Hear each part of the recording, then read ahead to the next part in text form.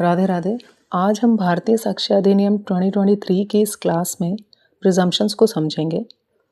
Last class में हमने section 2 में डेफिनेशंस को स्टार्ट किया था। कोड की डेफिनेशन हमने कंप्लीट कर ली थी।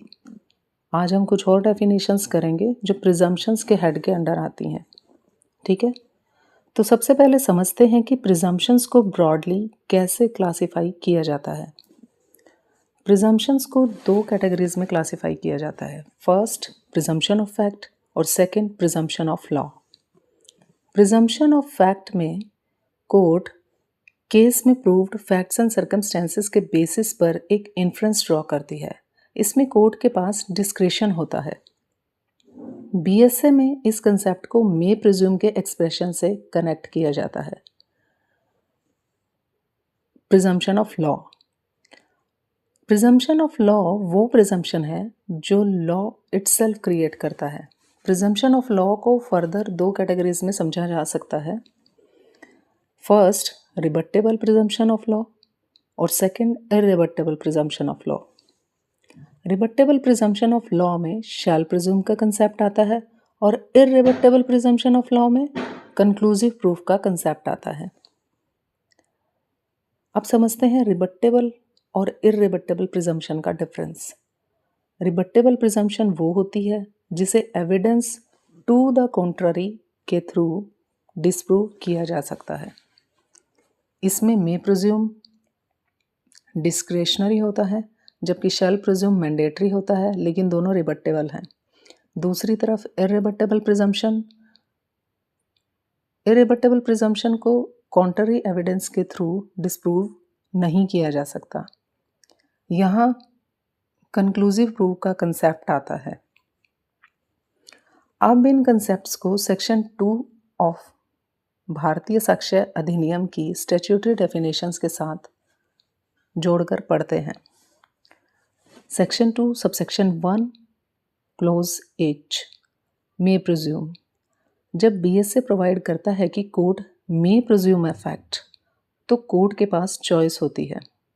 कोर्ट उस फैक्ट को प्रूव्ड मान सकती है unless and until it is disproved, या फिर कोर्ट उस फैक्ट का प्रूफ कॉल कर सकती है। इसलिए may presume means discretionary and rebuttable. इसके रिलेटेड प्रोविजंस हैं सेक्शन 88, 89, 90, 92, 93, 117, 119 एक्सेट्रा। इन प्रोविजंस को हम बाद में इंडिविजुअली डिस्कस करेंगे। अब आते हैं सेक्शन 2 सबसेक्शन 1 क्लोज L, शैल प्रिज्यूम पर। जब बीएसए डायरेक्ट करता है कि court shell presume a fact, तो कोर्ट उस फैक्ट को प्रूव्ड रिगार्ड करेगी unless and until it is disproved. यानी कोर्ट के पास यहाँ डिस्क्रिशन नहीं है कि प्रिजम्पशन ड्रॉ करे या नहीं, लेकिन कॉन्ट्ररी एविडेंस के थ्रू इस प्रिजम्पशन को रिबट किया जा सकता है। इसलिए shall presume means mandatory plus rebuttable. इसके रिलेटेड प्रोविजंस में सेक्शन 78 to 87, 91, 118, 120 एक्सेट्रा आते हैं। इनकी डिटेल डिस्कशन हम रिस्पेक्टिव सेक्शंस के टाइम पे ही करेंगे। अब आते हैं सबसे स्ट्रॉन्ग फॉर्म ऑफ प्रिजम्पशन पर। Section 2 subsection 1 clause B, conclusive proof. जब बीएसए एक फैक्ट को दूसरे फैक्ट का कंक्लूसिव प्रूफ डिक्लेयर करता है, तो पहले फैक्ट के प्रूफ होने पर कोर्ट दूसरे फैक्ट को प्रूव्ड रिगार्ड करेगी। और सबसे important point, court evidence for the purpose of disproving that fact allow नहीं करेगी।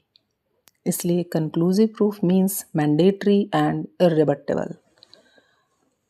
इसके रिलेटेड प्रोविजंस में सेक्शन 116, सेक्शन 35, बेसिकली सेक्शन 35 के सबसेक्शन 2 में कंक्लूसिव प्रूफ की बात कही गई है। ये सब हम सेपरेटली डिटेल में डिस्कस करेंगे। तो पूरे कंसेप्ट को एक बार रिवाइज करते हैं।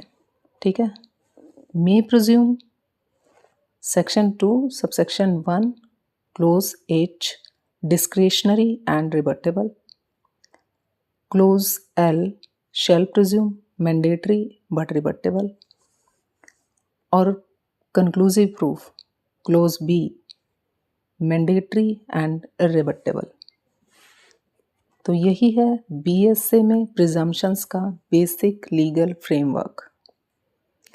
आगे की डेफिनेशंस हम आगे के वीडियोस में करेंगे। आपको कुछ नहीं समझ आ रहा, आप कमेंट बॉक्स में मुझसे पूछ सकते हैं। ठीक है, राधे राधे।